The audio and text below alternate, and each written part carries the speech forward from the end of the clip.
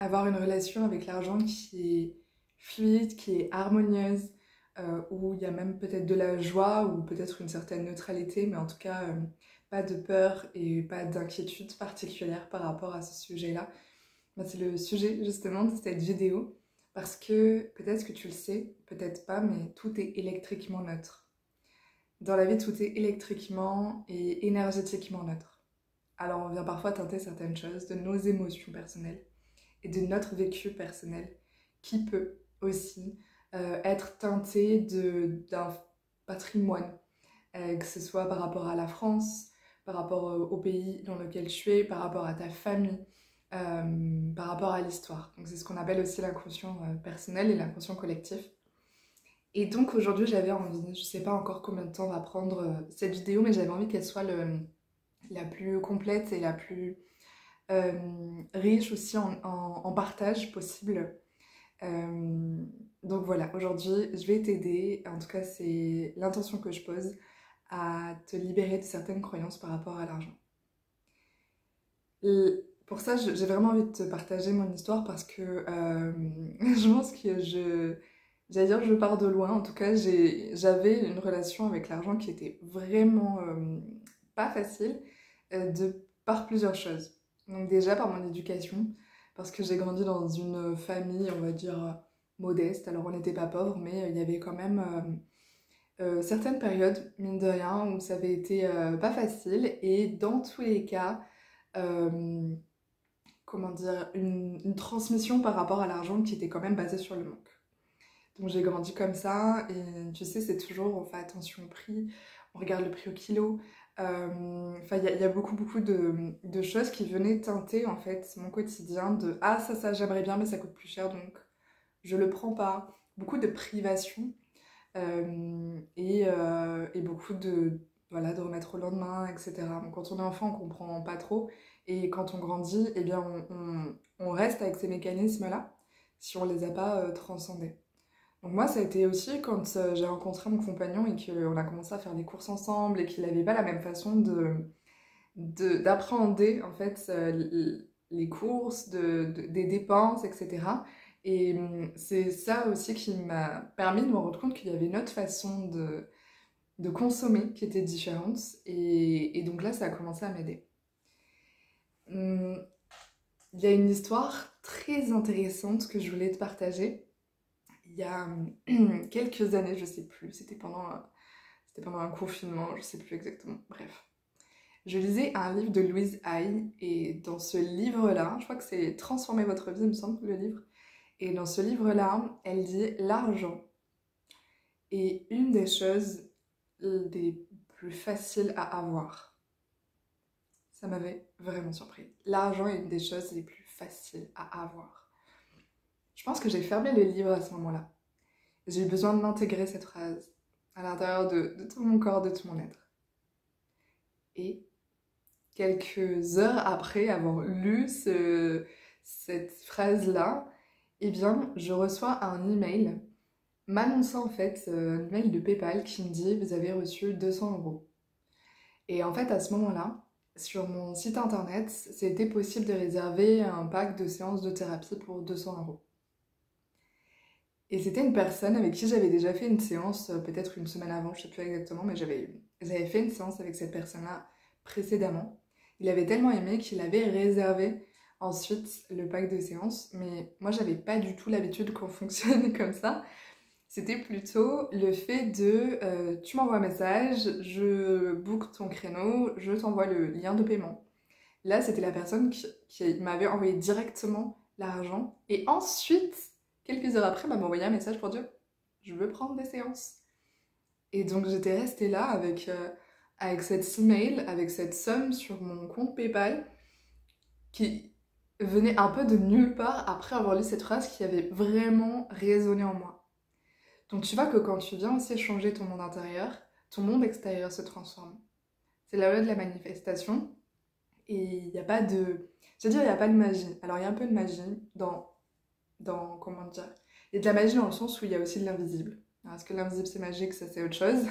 La science s'y intéresse de plus en plus, mais en tout cas, moi, j'aime bien croire à la magie parce que Ça me fait du bien, ça m'apporte beaucoup de joie, beaucoup de légèreté, mais en soi, c'est pas vraiment magique.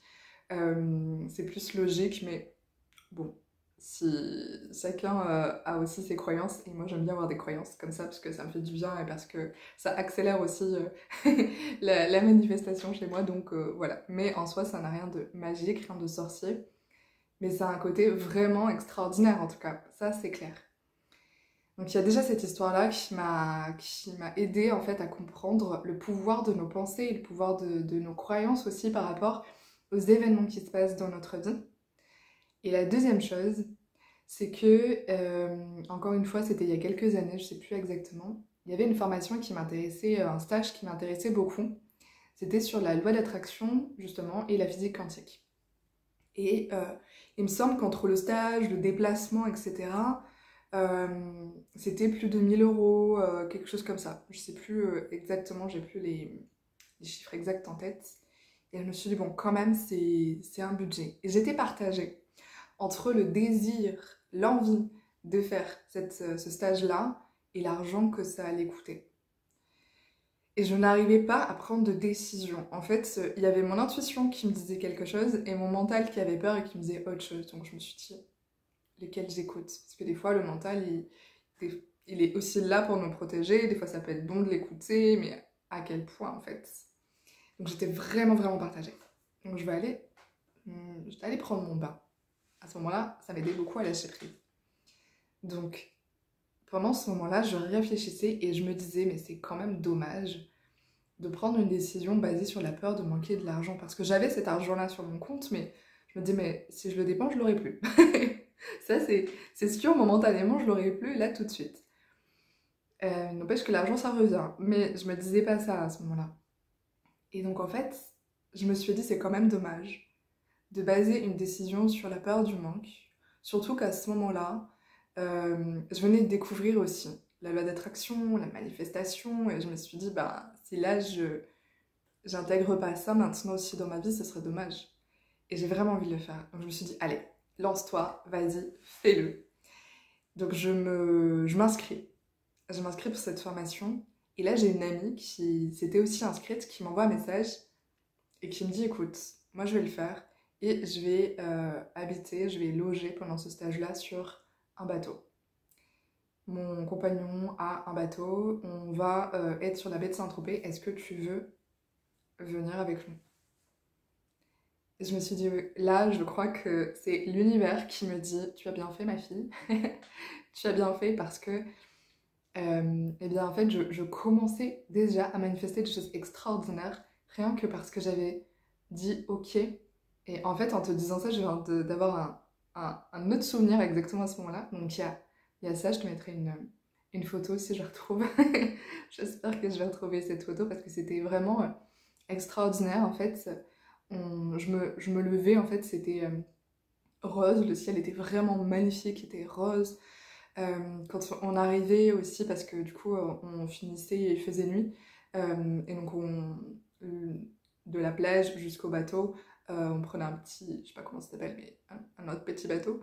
Et il y avait le ciel qui était extraordinaire parce qu'il n'y avait aucune lumière de la ville, vu qu'on était sur l'eau. C'était vraiment extraordinaire comme expérience. Et, et ça m'est arrivé parce que j'ai décidé que c'était ça que j'allais faire en fait. Donc le fait de choisir et d'aller au-delà de nos peurs, eh ben, ça nous aide vraiment beaucoup. Et à ce moment-là, je me rappelle aussi que j'avais reçu en fait un... de l'argent en fait, alors que j'étais pas du tout censée recevoir cet argent-là en fait. C'est que soit j'avais trop payé, on m'avait remboursé, enfin il y avait eu quelque chose comme ça. Et c'était après que j'ai pris la décision d'investir sur moi et de faire ce stage-là. Donc c'était vraiment, vraiment des miracles. À ce moment-là, je n'appelais pas ça des miracles, mais c'était vraiment des miracles. C'était vraiment extraordinaire. Et donc en faisant après ce stage-là, le stage m'a ouvert des portes aussi, c'était phénoménal. Donc je voulais vraiment te raconter ces deux histoires-là parce que elles sont concrètes, parce qu'elles me sont arrivées, parce que c'est extraordinaire et que c'est aussi quelque chose qui arrive à beaucoup de personnes. c'est pas juste moi, je suis pas bénie des dieux, ou alors si, mais toi aussi. C'est plus dans ce sens-là, je pense qu'il faut le voir. On est tous bénis si on le décide. Et c'est là où je sais que c'est pas facile parce que ben, parfois on vient d'une situation où on se sent pas béni. On a l'impression de ne pas avoir de chance. D'être né dans une famille qui a des faibles revenus et que c'est plus facile pour les gens qui ont de l'argent d'avoir de l'argent. Voilà. Plus t'as d'argent, moins t'as d'argent, moins t'as d'argent. Mais le truc, c'est qu'on peut complètement inverser la balance et j'en suis la preuve parce que, comme je te dis, il y a eu des mois vraiment pas faciles quand j'étais enfant, adolescente. Et pourtant, maintenant, en tant qu'adulte, ben, je n'ai absolument plus le même regard par rapport à l'argent. Je me sens beaucoup plus apaisée. Il y a des mois où j'ai plus d'argent que d'autres. C'est ce qui arrive quand on est indépendant, mais en même temps, je suis apaisée quoi qu'il arrive. Et je sais que j'ai une capacité à générer de l'argent. Et ça, je le voyais pas avant. Et ça, c'est possible que tu sois indépendant à ton compte ou pas, en fait. C'est sûr que quand tu es à ton compte, ça facilite aussi les choses, mais quand tu n'es pas à ton compte, regarde-moi ce, cette, cet argent qui m'avait été renvoyé parce que j'avais trop payé. Je m'étais même pas rendu compte que j'avais trop payé. Et ben, ça n'avait rien à voir avec mon entreprise, tu vois. Donc finalement, que tu sois à ton compte ou que tu sois salarié ou n'importe, en fait, quelle que soit ta situation professionnelle, quand tu commences à changer ton regard avec l'argent, déjà à l'intérieur de toi, tu te sens beaucoup plus sereine. Et ça n'a pas de prix. Ça, c'est la première chose et c'est vraiment le plus important. Et ensuite, il se passe des miracles spontanés, extraordinaires dans notre quotidien, assez régulièrement. Et c'est vraiment, vraiment magnifique. Alors, je voulais te partager aussi quelque chose aussi de comprendre aussi d'où est-ce que ça peut venir, ces blocages par rapport à l'argent. On vit dans un pays où il n'y a pas si longtemps que ça, il y a eu des guerres et il y a eu des moments de famine en fait. Euh, en discutant avec ma mère, on parlait de son grand-père, donc qui est mon arrière-grand-père, de son histoire, de tout même ce qu'il avait pu faire pendant la guerre. Et elle me racontait qu'en fait, lui, ce qu'il faisait, c'est qu'il distribuait de la farine, il distribuait certains aliments dans le bourg où il était, en Bretagne. Et parce que, en fait, il y avait un manque évident. Et ça, c'était il n'y a pas si longtemps. C'était il n'y a pas si longtemps. Et on hérite de tout ça, d'une certaine façon. On hérite de tout ça au niveau de notre ADN, de nos gènes, de notre... c'est comme ça en fait. Il n'y a même pas besoin... moi je ne savais pas du tout cette histoire-là avant qu'elle me la raconte, ma mère. Mais j'avais quand même ça en mémoire. Et ça, on porte des mémoires de plusieurs générations en fait, sans le vouloir. C'est juste que c'est comme ça. Euh, et on peut les libérer bien évidemment. Et c'est ce que j'ai fait pour moi et c'est ce que je fais pour beaucoup de personnes que j'accompagne en coaching aussi. On vient libérer tout ce qu'il y a à libérer par rapport à l'argent. Les mémoires, les lourdeurs, les transmissions. Et donc il y a ça. Il y a déjà d'un point de vue, quand on hérite en fait d'un bagage émotionnel, d'un bagage de mémoire au niveau de notre corps, au niveau de notre inconscient, euh, qui porte des mémoires liées à la guerre, qui porte des mémoires liées au manque d'argent euh, et au manque tout court, lié à l'insécurité du lendemain. Euh, et tout ça, on peut venir apaiser notre cœur, on peut venir euh, intégrer de la sécurité dans notre corps. Et parce que finalement, quand on parle de l'argent, souvent c'est très mindset, c'est très je m'ouvre à la richesse, euh, j'accepte de recevoir de l'argent, j'accepte de donner de l'argent. Et ça peut être chouette, ça aide certaines personnes, mais il y a aussi une limitation dans le sens où c'est pas que ça. Parce que eh bien, l'argent c'est un moyen d'échange. Avant vous êtes du troc et maintenant il y a encore certaines personnes qui font du troc et c'est extraordinaire mais il y a quand même des limitations à ça. Si tu vas aller voir je sais pas, ton conseiller EDF et tu lui dis mais je vous couds un pull et et vous me faites gratuitement une part de EDF, là, de l'électricité, il va te dire bon bah t'es bien gentil, ton pull il a beau être génial mais non. Donc il y a quand même des limitations au troc maintenant. Et donc dans ces systèmes d'échange-là, eh bien, on a besoin de se sentir aussi apaisé, on a besoin de se sentir en confiance, on a besoin de sentir que ça va aller, et on a besoin de sentir aussi que l'argent, c'est une énergie et que on peut en recevoir. Parce que on peut, si on fait pas ce travail-là aussi sur nous et qu'on reste, encore une fois, câblé sur les mémoires de manque, les mémoires d'insécurité, etc., et ben on peut se sentir très mal en fait toute sa vie. Et il y a des personnes qui gagnent beaucoup d'argent et qui sont toujours dans ce manque-là en fait. Euh, donc ça c'est aussi important. Il y a des personnes qui vont gagner peut-être au loto et qui finalement ils auront peur de perdre cet argent. Alors que tu vois, finalement c'est pas une peur de manquer, c'est une peur de perdre. Donc c'est la peur finalement de manquer, elle est toujours là alors qu'ils en ont. Tu vois, donc c'est pour ça que c'est important de travailler sur soi. Juste faire une mini pause café. Euh, donc il y a cette chose-là par rapport aux mémoires. Et il y a aussi autre chose, c'est l'éducation, bien évidemment, comme je te disais. Dans quelle famille est-ce que tu as grandi? Quelle a été la relation de tes parents avec l'argent? Comment est-ce qu'ils t'ont transmis ça, etc. Donc ça, c'est aussi super important. Et ça vient créer des croyances qui vont créer ta réalité. Donc en venant transformer tes croyances, tu vas transformer ta réalité. Ça peut être parce que tu vas changer de métier. Ça peut être parce que tu vas aller voir ton boss et tu vas demander une augmentation. Peut-être il va te dire non, tu vas dire ok, je vais changer de métier. Ou tu vois, peut-être que tu vas dire mais en fait je vais créer des choses parce que j'adore ça et je vais les mettre en vente. Euh, Ça peut être beaucoup de choses en fait différentes parce que là j'ai que 3 exemples en tête mais ça peut être encore autre chose et je te laisse aussi avoir libre cours à ta créativité. Mais ça peut être beaucoup de choses qui peuvent t'emmener plus facilement de l'argent. Si tu es thérapeute, si tu es à ton compte, si tu es dans l'immobilier, si tu es photographe à ton compte, voilà. Donc, je te cite des exemples de personnes que j'ai vues en coaching, mais bah, en fait tu peux revoir aussi tes prix, te dire est-ce que c'est juste pour moi? Est-ce que je vais pas proposer un autre type d'accompagnement? En fait tu peux voir différentes choses en fait. Il y a tellement de façons différentes d'évoluer. Et quand tu reprends en fait les rênes par rapport à l'argent, quand tu n'es plus en mode pilote automatique basé sur la peur du manque, sur l'insécurité, sur la peur de recevoir, pourquoi je n'ai pas parlé de cette peur? Il y a la peur de recevoir, oh là là, parlons-en. Parlons-en de la peur de recevoir. Oh là là. Oui, en fait, c'est quelque chose qui est arrivé à plusieurs personnes aussi.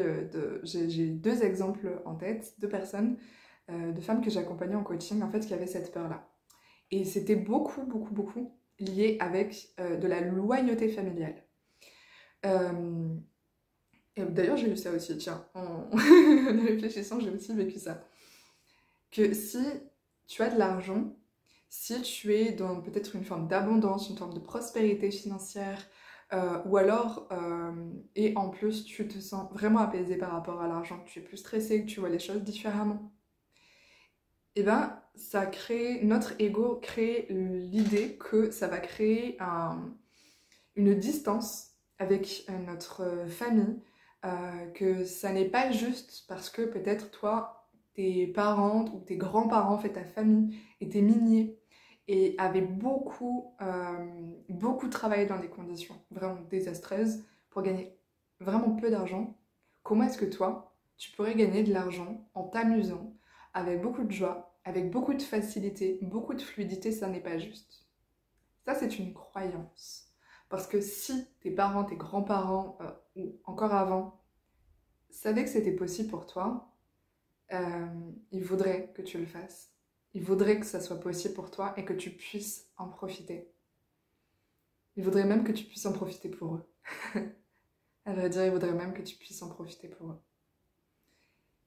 Et si les personnes t'aiment vraiment, c'est ça qu'ils veulent pour toi. Ils veulent pas que tu sois attaché à des foutues loyautés familiales qui n'existent pas. Ces loyautés familiales, c'est un jeu de l'ego qui te dit attention, tu es en train de changer, tu es en danger. C'est juste ça.